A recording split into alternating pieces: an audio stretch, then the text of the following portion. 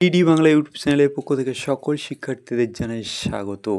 বাংলা বিষয় থেকে টপ 20 প্রশ্নের সমাধান নিয়ে চলে এসেছি।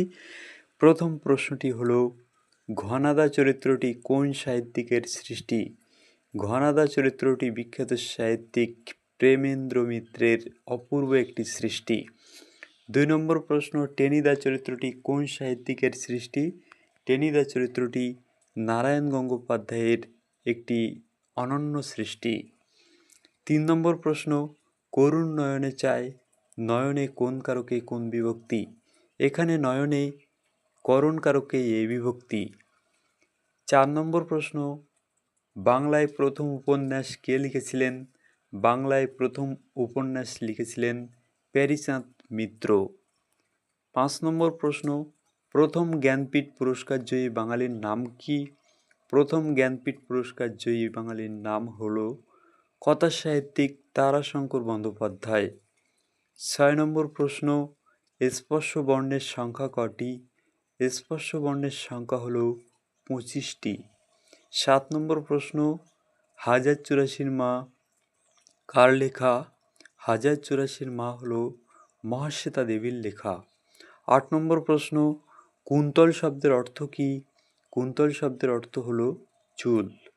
9 নম্বর প্রশ্ন, বাংলা গদ্য সাহিত্যের প্রথম বইটির নাম কি? বাংলা গদ্য সাহিত্যের প্রথম বইটির নাম হলো কথোপকথন। 10 নম্বর প্রশ্ন, বাংলা কোন উপন্যাসে 76 মন্বন্তরের কথা আছে? আনন্দমঠ উপন্যাসটিতে 76 মন্বন্তরের কথা আছে। এটি বঙ্কিমচন্দ্র চট্টোপাধ্যায়ের লেখা। 10 নম্বর প্রশ্ন, পথের দাবি কার লেখা?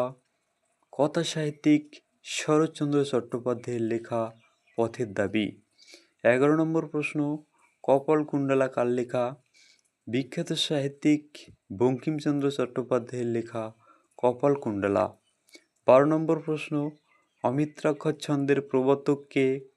অমিত্রাক্ষর ছন্দের প্রবর্তক হলেন মাইকেল মধুসূদন দত্ত।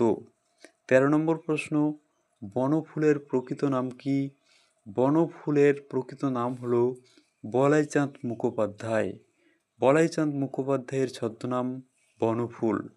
14 নম্বর প্রশ্ন, প্রথম প্রতিশ্রুতি উপন্যাসটি কার লেখা? প্রথম প্রতিশ্রুতি উপন্যাসটি আশাপূর্ণা দেবীর লেখা। 15 নম্বর প্রশ্ন, ওমর খৈয়াম ছদ্মনামে কে লিখতেন? সৈয়দ মুজতবা আলী ওমর খৈয়াম ছদ্মনামে লিখতেন। 16 নম্বর প্রশ্ন, একটি আত্মনির্ভরশীল ভাষা কোনটি? বাংলা, ফার্সি, ইংরেজি, সংস্কৃত। এই 4টি অপশনের মধ্যে সঠিক উত্তর হলো সংস্কৃত একটি আত্মনির্ভরশীল ভাষা। 17 নম্বর প্রশ্ন, শব্দ বা পদের পরপর দুবার ব্যবহারকে কি বলা হয়? শব্দ বা পদের পরপর দুবার ব্যবহারকে বলা হয় শব্দদ্বৈত। 18 নম্বর প্রশ্ন, একটি মৌলিক শব্দের উদাহরণ দাও। একটি মৌলিক শব্দের উদাহরণ হলো মা এই শব্দটি। 19 নম্বর প্রশ্ন, ব্রুস লি কার ছদ্মনাম? উইয়েন কামের ছদ্মনাম ব্রুস লি। 20 নম্বর প্রশ্ন, সন্ধি বিচ্ছেদ করো। দুর্বল, মৃগেন্দ্র এই শব্দ দুটি আপনারা নিজেরাই সন্ধি বিচ্ছেদ করবেন। আজকের ভিডিওটি আপাতত এই পর্যন্ত। দেখা হচ্ছে পরবর্তী ভিডিওতে। ততক্ষণে আপনারা সুস্থ থাকুন, ভালো